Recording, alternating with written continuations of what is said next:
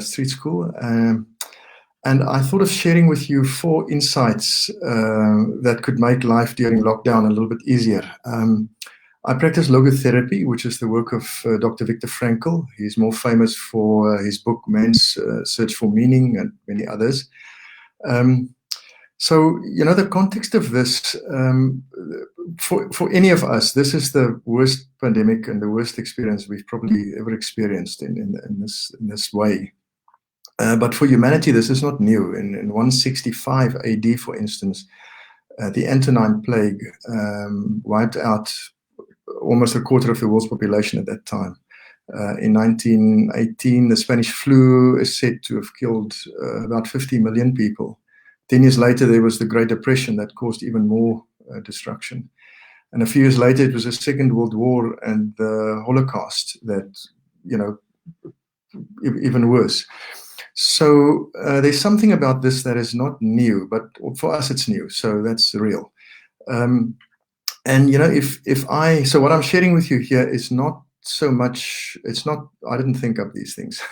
I picked up these learnings about the human condition along the way, and I've tried and tested a few of these on myself, and I just thought it may be useful to share something that if you think of Viktor Frankl, the Holocaust survivor, the guy who created logotherapy, what if we could speak to him is, how do you survive the camps, the concentration camps, and still come out of that inspired and fully functioning, able to pick up life and carry on?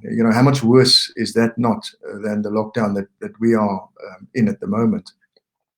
So if we would ask him, can you maybe give us some advice, or can you tell us how did you do it? How did you survive the camps and came out of that like you are? I think he would jump to a. Let me just switch off this thing. He would jump to a concept which he will call, he will refer to it as fate of freedom.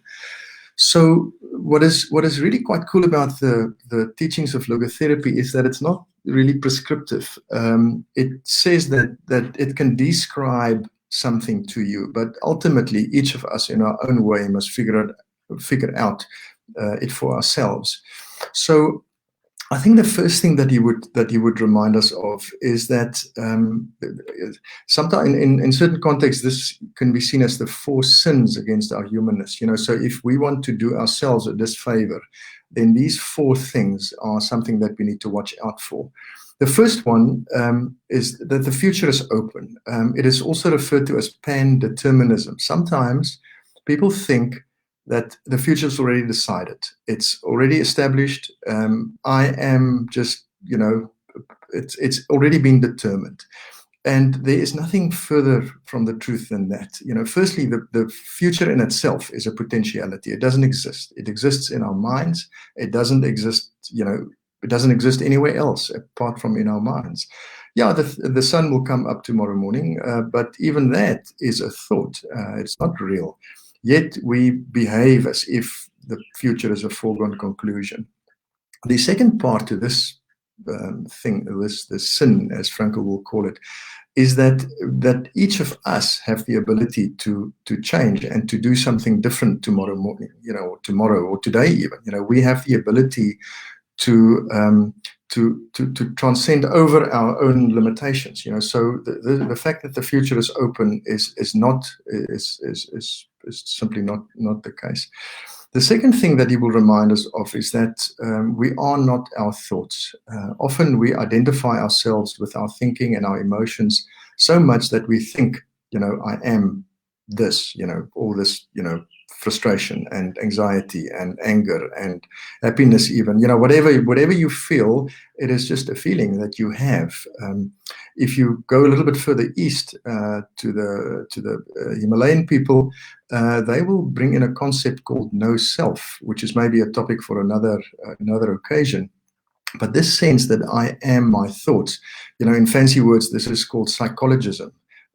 If we reduce ourselves to just a bundle of thoughts and emotions, then we're selling ourselves short. We are able to overcome this. We are able to control our thinking. We are able to control our minds. It takes practice. It's called mindfulness practices. But there is a way. just as a little example, I mean, I can ask you all to think of your favorite beach scene. Go and sit at the beach and just picture the waves and the ocean. Just have a look, right? You can do that. So you can take your mind somewhere. You can control it. So now the test is to control it even more. It's like physical training. Just practice, practice, practice. And if you start controlling your mind, you can actually then start directing your mind to better places. If I can ask you to direct your mind at the ocean, you can direct it anywhere else you want. You can choose, but it takes practice. It doesn't happen by itself. The next thing Frankl will probably remind us of is that meaning is what drives us. If we working, we got to have jobs, we got to work, we have, we stay in a house, we have a car, and sometimes we think that those things drive us. The work is what it's all about, or the family is a great thing, but it's not what it's all about. It's about meaning. It's good to have things, jobs and family, but the real thing that drives us is meaning. We want to be useful. We want to be of meaning to our family. We want to make a difference. That is the single biggest driver that we have, is to be significant and to be feel it's worthwhile. And it was, whatever I'm doing today. So if you look to a day that you really, if you can say to yourself, this was a good day, if you unpack that day, you will see somewhere along that day, you've made a connection with some person or somebody or a cause or something that's important to you. And you spent quality time on something, whether it was a project you did for a colleague at work, or whether it was a phone call or just a glass of wine with a mate. There was something significant. Now that is what drives us. Not, we need money. We need stuff like that. Of course we need stuff. There's nothing wrong with that, but it's what you do with it and how you can roll that into something that is meaningful, that really drives us. The next thing that he would remind us of is also a fancy word. It's called collectivism, but it's the concept that we are all the same. So I'm a white Afrikaans guy, here doing my thing. But we're not. I'm unique, and you are unique. Absolutely, in your own context, there is nobody in your context that has got quite the same situation than you have. So you can't judge a book by its cover. Sometimes we look at people and we judge them and we pre-label them, but we're making a mistake. We are not the same. So all of these. So if you look at these four things, the fact that the future and me in this future is not decided. I can do something. I can create something, and I'm not my thoughts. I'm more than my thoughts. I can control my thinking and my emotions and actually rise above them.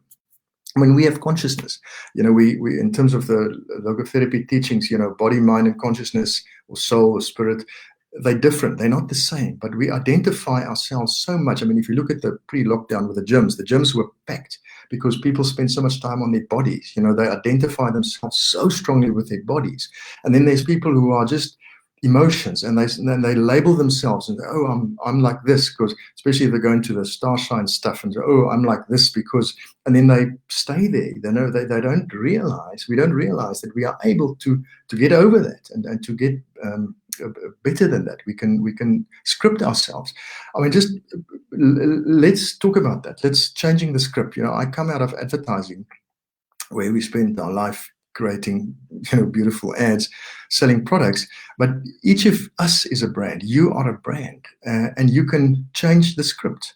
And if you really stop and think, what is the story you want to tell about yourself, in a couple of years' time? Write that script. Pick up a pen, sit somewhere and script a scenario that will make you feel proud. It's all of this is like easy to talk about these things, but what the people from the East have told, what I've learned from them is practice. None of these things happen quickly.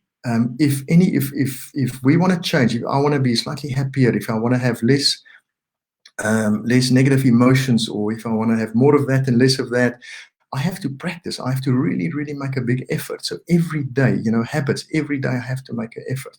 So if we want to change the script, just to as a starting point, the thing we can, the first thing to, the way I start my day is when I wake up in the morning, before I pick up my cell phone, or make myself a cup of coffee, the first thing I ask myself is, what are my intentions for today? How do I want the day to be rolled? How do I want to roll out? I can't control everything. I know that. But how am I presenting myself into the day? What are my intentions? Do I, and sometimes I think of the detail, like I want to call that person, I want to finish that article or do that, or I want to do this chat or live chat now, which is daunting. But what kind of person do I want to be today? So it's a 3 minute, 2 minute, 1 minute, whatever it is, setting my intentions for the day. Because then by doing that, I take charge of my day. I don't just by habit grab the phone, make a cup of coffee, and then switch on the news. It's like, if you want a treadmill, that is a treadmill. And we are all better than that, but we need to make an effort and see it and realize that I can actually, with a little bit of discipline and a bit of new habits, I can change that. So the second thing is, that I want to share with you is we're going to come through this lockdown. It's not forever. It's going to change. It's already changing. We're not very patient, but it's already changing. But this is part of your legacy. Time is a commodity. It's something. It's a commodity that we all have in equal amounts. We all have the same time. Some people tend to make better use of their time. It's like, how do they do that? Think about that. Think about it in your own way. We can, every part of your day, how can you make that useful? The point of that is that this lockdown is part of your legacy. It's part of your life story. And we can one day look back and complain about the lockdown and tell stories of, how much this you've done and how much that you've done. That is not really useful. The Eastern people tell us, in thinking and in conversation, there are times to think and converse in casual, not really big conversations, but to tie ourselves down in why is like a dog chasing itself around a table, chasing its own tail. It doesn't lead anywhere. Now, there come a point where why has this happened and why is it like this and why is it like that is really not serving any purpose. It's like, okay, do it, complain about it and ask the whys, but at some point move on. And in terms of this lockdown, this is part of your legacy. It's part of all of our legacies. So how are we going to look back at this one day, and how is this going to be part of you? And what would you like to show that is useful out of this time? The third thing is, cut a bit of slack. You're here. You've made it. It's the 6th of May today. So you're here. You've arrived. Through all your years, however old you are, so many years you have made it to here. So give yourself a bit of credit, and maybe make a lighter moment. Think how can you lighten your day with a little joke, or dance in front of the mirror, do something silly, just to create some loose energy in you. Everything is not so serious. I mean, we take life, and I especially, I take life sometimes very seriously. I try not to take myself too seriously, but sometimes I do that too. But it's not all that serious. There are some serious things in respect to that, but sometimes, humor. Frankl is very quick to say that humor is one of the most powerful therapeutic tools and abilities that we all have. Because the moment we can laugh at something, we take the winds out of the sails of anxiety. The moment there's a smile and a laughter, it just releases something. So, see how you can maybe create some lightness. And I think this is the last one. How can I make somebody else's life better today? The Dalai Lama often would say that that to be nice to somebody else is the ultimate sign of selfishness. What he means is, if you are nice to somebody else, you're going to feel good. So if you make a phone call somebody else, not to complain, to say, how are you? I was thinking of you. And, by the way, I just thought of, I want to tell you that you're great at that, or give them a compliment, do something like that. If you can lighten somebody else's mood today, if you can be nice to somebody else today, you're going to feel better out of that. And that will be a useful little moment. Often when we think of the meaning of life and purpose and all these heavy themes, they're not big Mother Teresa themes. They're the small, little things that all add up, that makes a day or a moment useful. So I think we're gonna wrap up. We're creating a program for you to design your own meaning and mindfulness sort of profile and program. These things cannot be prescribed. I cannot sit here and tell anybody how to create this for themselves. But this teachings of logotherapy has some tools that if it's discussed in a maybe in a smaller forum and a more workmanlike forum, that one can pick out of that something that is unique and right for you. There's no one size fits all.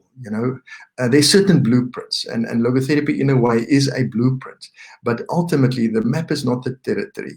So it can be a map, but your territory, your life, where you are and where you're going is completely unique.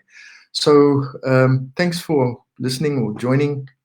The 4 things, remember that you are more than what you think you are, and you're capable of more than what you think you are. Go to the Street School website if you need more information, or send us a post on Facebook, and have a great day. Take care.